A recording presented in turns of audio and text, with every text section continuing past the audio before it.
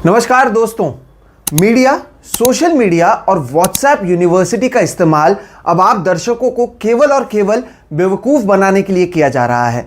इस सरकार को यकीन है कि वो जो चाहे वो बोल सकती है और हम सभी बतौर नागरिक उनकी बातों को सुनेंगे और उसके इर्द गिर्द हो रहे सभी चीज़ों को भूल जाएंगे।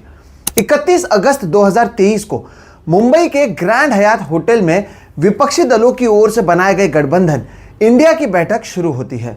यह इस अलायंस की तीसरी बैठक थी जिसमें 28 पार्टियों के नेता शामिल होते हैं। देश भर में इस बैठक को लेकर चर्चा शुरू होती है। मीडिया सहित देश की जनता का ध्यान इस बैठक पर रहता है और इस सब के बीच भारत के parliament affairs minister Prahlad Joshi 31 अगस्त को ही ट्वीट करते हुए बताते हैं कि संसद का एक विशेष सत्र 18 से 22 सितंबर के दौरान होगा। इसमें 5 बैठकें होंगी। दोस्तों, जब ये ट्वीट सामने आता है, जब इसका ऐलान किया जाता है, तब केंद्रीय मंत्री प्रहलाद जोशी वो इससे जुड़े एजेंडा के बारे में कुछ नहीं बोलते हैं। इसके बाद अटकलों का बाजार गर्म होता है। भारत बनाम India, one nation one election, इस तरह के तमाम मुद्दों पर चर्चा होती है। अब जब संसद के विशेष सत्र स्पेशल सेशन ऑफ पार्लियामेंट का एजेंडा फाइनली सामने आया है, तो उसके बाद भी अब कई सवाल उठने लगे हैं। सबसे बड़ा सवाल यह है कि जब सरकार ने 31 अगस्त को विशेष सत्र का ऐलान किया, उस समय उन्होंने एजेंडा की जानकारी क्यों नहीं दी? क्या सरकार विपक्ष से इतना डरती है कि उनके इंडिया बैठक से ध्यान भटकाने के लिए सरकार किसी भी हद तक जा सकती है? इसके साथ ही आप दर्शकों को किस तरह से 2 हफ्तों तक अलग अलग मुद्दों से उलझाया जाता है और अब जब सरकार की ओर से एजेंडा जारी किया गया तो इस एजेंडे पर विपक्षी नेता भरोसा क्यों नहीं कर रहे हैं? इन सभी चीज़ों पर आज के इस वीडियो में बात करेंगे। दोस्तों, आप सभी का सबसे पहली बात एक बार फिर से मेरे इस चैनल पर स्वागत है। वीडियो की शुरुआत करते हैं और इसकी शुरुआत होती है 31 अगस्त से, जब मुंबई में इंडिया की बैठक शुरू होती है। 31 अगस्त की ही सुबह द गार्डियन और फाइनेंशियल टाइम्स, ये 2 अखबार हैं जो गौतम अडानी पर एक खबर करते हैं और इसे लेकर कांग्रेस नेता राहुल गांधी एक जॉइंट पार्लियामेंट्री कमेटी प्रोब की मांग करते हैं। इस मुद्दे को लेकर जहां चर्चा शुरू होती है, तो वहीं आप दर्शकों का ध्यान भटकाने के लिए parliament affairs minister Prahlad Joshi विशेष सत्र बुलाने का ऐलान करते हैं। इसके कुछ समय बाद हमें पता चलता है कि भारत के पूर्व राष्ट्रपति रामनाथ कोविंद की अध्यक्षता में एक कमेटी बनाई जाती है जो वन नेशन वन इलेक्शन पर स्टडी करेगी। बस फिर क्या था, इंडिया बैठक से ध्यान हट जाता है। मुंबई में मौजूद विपक्षी नेताओं से वहां मौजूद मीडिया भी वन नेशन वन इलेक्शन पर ही सवाल करने लगते हैं। बीजेपी शासित राज्य के जो मुख्यमंत्री और नेता हैं वो वन नेशन वन इलेक्शन का स्वागत करते हैं और इस सब के बीच इंडिया बैठक को लेकर चर्चाएं 31 अगस्त को कम हो जाती हैं। अब आता है दोस्तों 1 सितंबर। इस दिन भी इंडिया गठबंधन की बैठक मुंबई में ही जारी रहती है।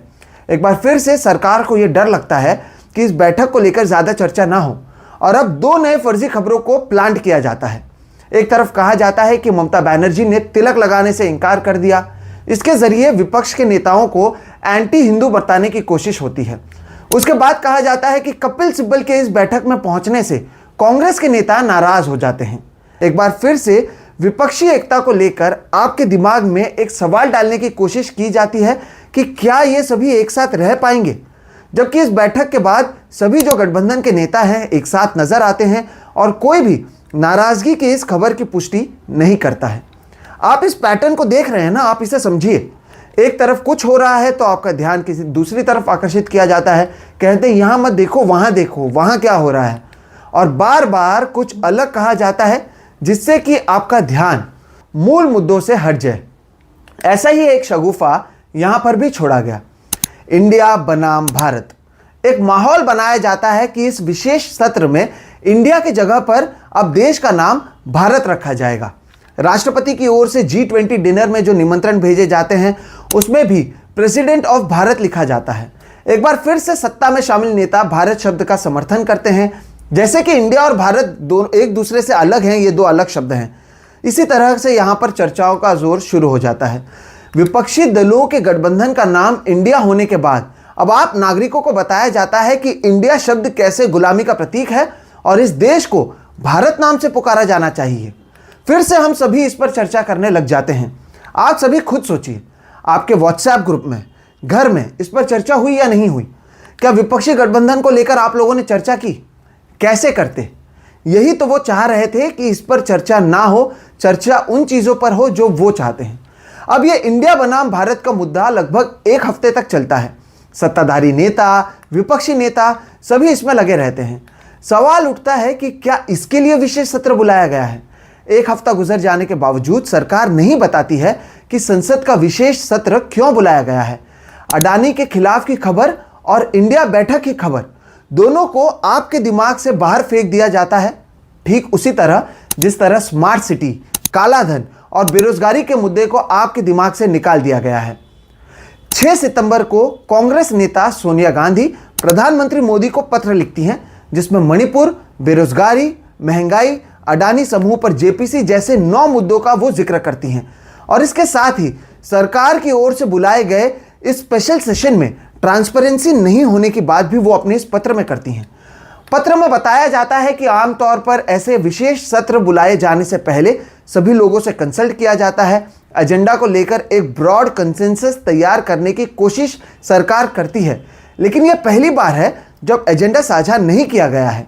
लेकिन इसके बावजूद एक और हफ्ते तक सरकार की ओर से नहीं बताया जाता है कि विशेष सत्र का एजेंडा क्या रहने वाला है। 13 सितंबर के दिन फाइनली दोस्तों सरकार ने ऐलान किया है कि स्पेशल सेशन ऑफ पार्लियामेंट क्यों बुलाया गया है। Lok Sabha secretariat for member of parliaments, इनकी ओर से जारी बुलेटिन में बताया जाता है कि स्पेशल सेशन में 75 इयर्स ऑफ पार्लियामेंट जर्नी, इसकी उपलब्धियां, अनुभव, यादें और सीख पर चर्चा होगी और इसके साथ ही 4 बिल को कंसिडरेशन के लिए लाया जाएगा।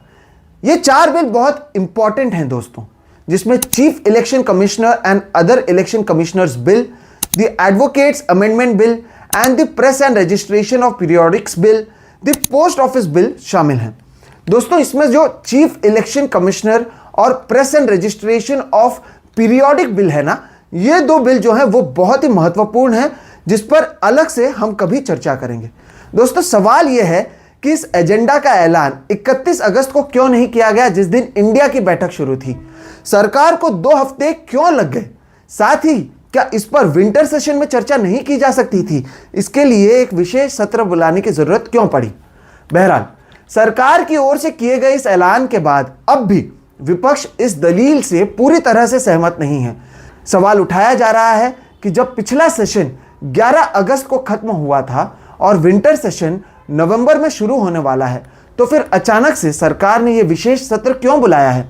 कांग्रेस नेता जयराम रमेश ने ट्वीट कर कहा कि पर्दे के पीछे सरकार कुछ तो छुपा रही है। तृणमूल कांग्रेस पार्टी के नेता डेरेक ओब्रायन ने ट्वीट कर कहा कि इस सत्र में सरकार और कुछ भी कर सकती है, जिसका ऐलान अभी नहीं हुआ है। अब यह देखना बहुत अहम होगा कि इस सत्र में वाकई क्या होता है। लेकिन इस सब के बीच दोस्तों मीडिया के एक बहुत बड़े अंश ने आप सभी को 2 हफ्तों तक अलग अलग मुद्दों में उलझाए रखा। भारत बनाम India, one nation one election पर आप सभी आपस में झगड़ते रहे और मूल मुद्दों को आप भूल गए।